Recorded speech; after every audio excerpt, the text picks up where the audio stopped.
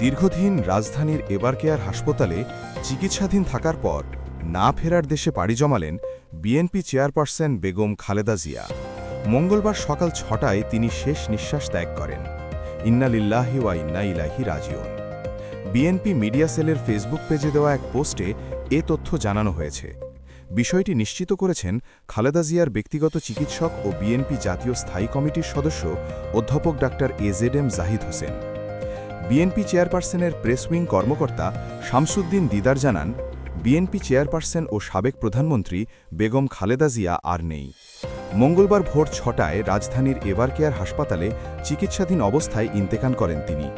এ সময় হাসপাতালে তার ছেলে ও বিএনপি ভারপ্রাপ্ত চেয়ারম্যান তারেক রহমান, ছেলের বউ ডাক্তার জুবাইদা রহমান, নাতনি জাইমা রহমান, ছোট ছেলের বউ শারমিলি রহমান সিথি, ছোট ভাই শামীম এসকান্দার, ছোট ভাইয়ের স্ত্রী, বড় বোন সেলিনা ইসলাম সহ সকল আত্মীয় স্বজন, বিএনপি মহাসচিব মির্জা ফখরুল ইসলাম আলমগীর, বেগম খালেদা জিয়ার চিকিৎসায় গঠিত মেডিকেল বোর্ডের সকল চিকিৎসকরা উপস্থিত ছিলেন।